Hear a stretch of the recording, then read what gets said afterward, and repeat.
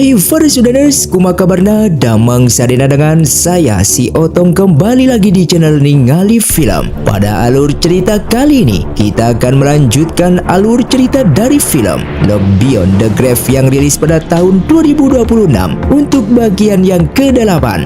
Dan tidak usah berlama-lama lagi, mari kita mulai alur ceritanya.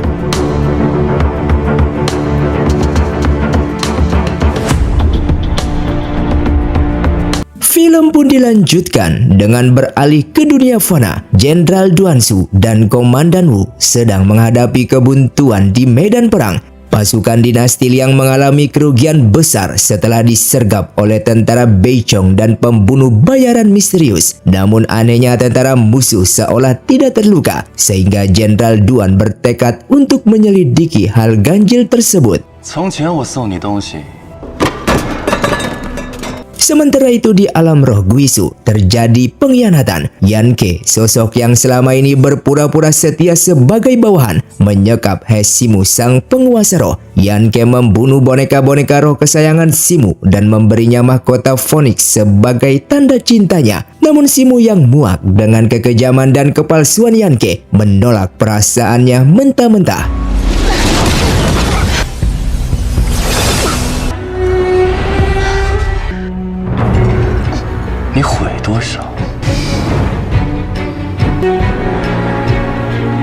Dengan memanfaatkan Simu yang sedang terluka parah, Yan Ke mendeklarasikan dirinya sebagai penguasa roh sementara. Ia memaksa para ketua istana untuk tunduk kepadanya. Ia juga memerintahkan perburuan besar-besaran terhadap Jiang Ai yang membawa kunci penting untuk membuka gudang batu roh penyokong Guisu. 子物在归墟，那大概是他原本就活物，人间之物根本无法在归。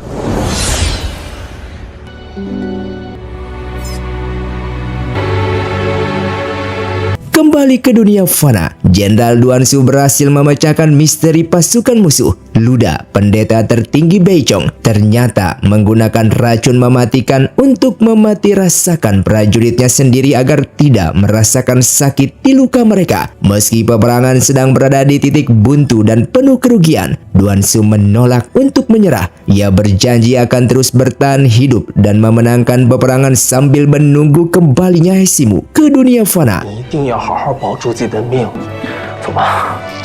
司母， Singkatnya 5 tahun berlalu di dunia fana, Jenderal Duan Su meraih kemenangan gemilang dengan menaklukkan 4 wilayah, yaitu wilayah Ying, Tanru, dan Mo. Namun sebaliknya, di Guisu, keadaan semakin kacau. Di bawah kepemimpinan Yan Ke, batu roh kini hampir habis sehingga roh-roh pengembara memberontak dan Jiang Ai belum juga ditemukan oleh Yan Ke. Setelah 5 tahun disekap, He Simu akhirnya berhasil pulih.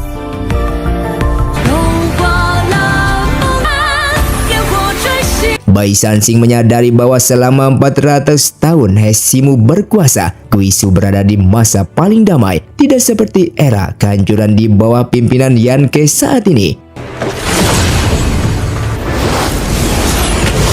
Yan Ke akhirnya berhasil menyudutkan Jiang Ai untuk merebut plat batu roh. Namun Bai Sansing muncul secara tiba-tiba.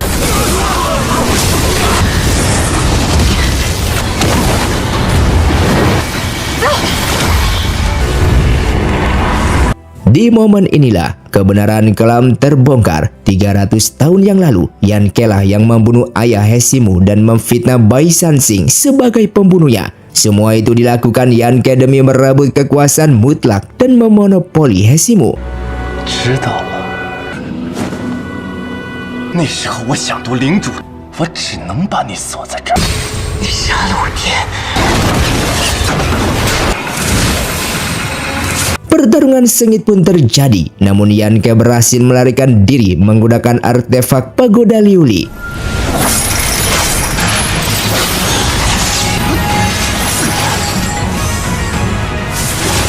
Meski sang pengkhianat kabur dari sana, Hesimu kembali menduduki tahtanya sebagai penguasa roh yang membongkar jaringan mata-mata, mengembalikan aturan hukum tembok emas, dan menenangkan kembali seluruh wilayah Guisu yang sempat kacau balau. 归墟乱案，那可谓是风生水起啊！不是去真心投靠。一起来吧。有意思。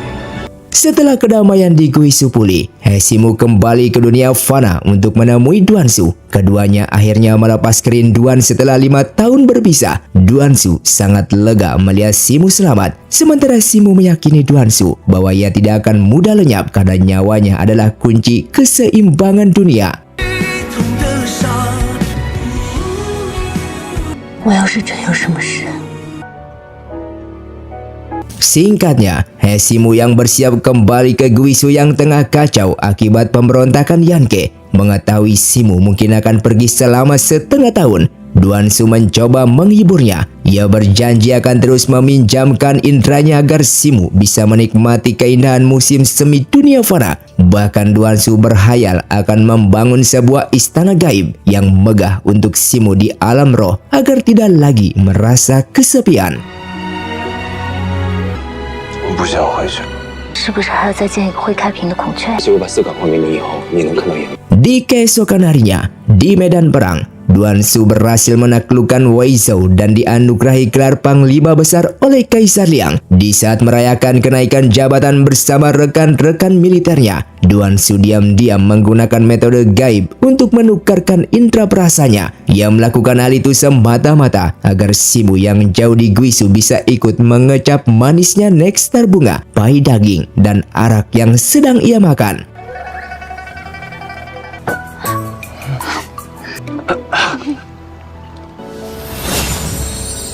Namun di balik senyum dan ketangguhannya, tubuh Duansu hancur dari dalam. Pertukaran 5 indera dengan Simu yang berlangsung bertahun-tahun telah menguras energi kehidupannya, membuat kesehatannya merosot tajam hingga ia muntah darah. Meskipun penasihat Channing panik dan bertekad mencari obat, namun Duansu melarangnya untuk memberitahu Simu. Ia rela usianya memendek asalkan bisa memberikan warna dan kehidupan pada dunia fana bagi Simu yang abadi. 我不希望他这样。行了，召集人吧。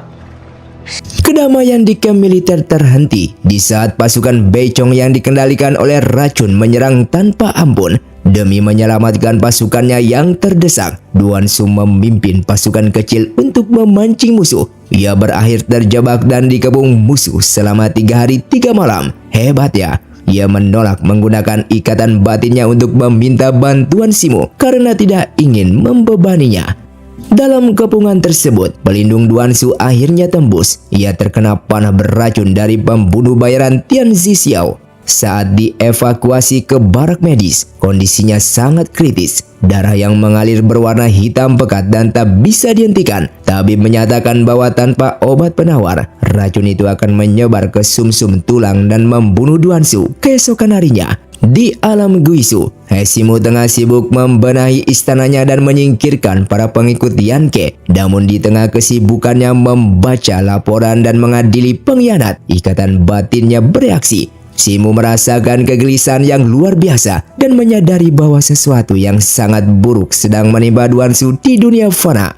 这几天总感觉 Ia pun turun ke dunia fana demi menyelamatkan Duansu. 断小狐狸，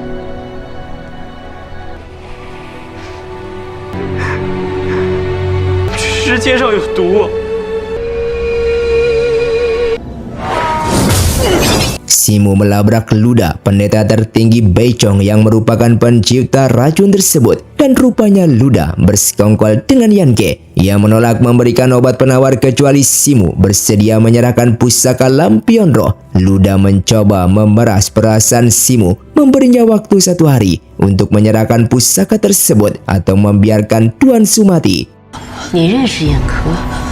我只愿北冲能安好， 你觉得断须能赢到？ 可以把我与恶灵的事禀告给皇帝，也不能抛开我的。 妄想用苍神这套来掌控，但我怎会为了他把外？ Dihadapkan pada pilihan yang mustahil, Simu mengunjungi makam orang tuanya. Ia merenungi nasibnya sebagai entitas abadi yang dikutuk untuk melihat orang-orang fana mati meninggalkannya. Meskipun Duansu adalah sosok yang memberinya kehangatan, namun sebagai penguasa roh, Simu memutuskan ia tidak boleh mengorbankan keamanan seluruh alam dengan menyerahkan lampion roh hanya demi satu nyawa manusia, meskipun hatinya menjadi hancur. 但在这世上已经没有你们，也根本没有谁能听。这世上就再也没有断续。在有味觉的时候喝过这个。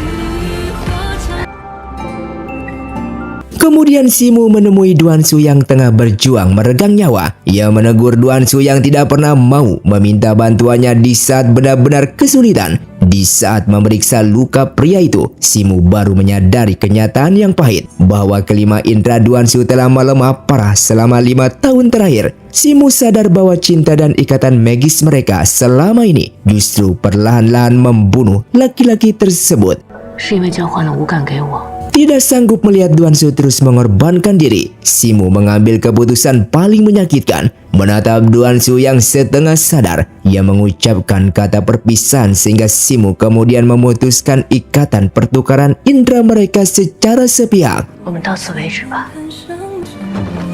陈哥，你怎么了？陈哥，你怎么？ Di saat Duansu akhirnya terbangun dari masa kritisnya, ia memanggil nama Simu dengan histeris. Dunia penuh keajaiban yang sempat ia bagikan dengan Simu kini telah direnggut kembali, menyisakan kekosongan yang dalam di hatinya. 森哥，你，森哥。 Dan film pun bersambung. Terima kasih untuk kalian yang sudah menonton video ini sampai habis. Sampai jumpa di video selanjutnya. Saya pamit urang dari ningali film. Siotong undur diri dan salam Sundaners.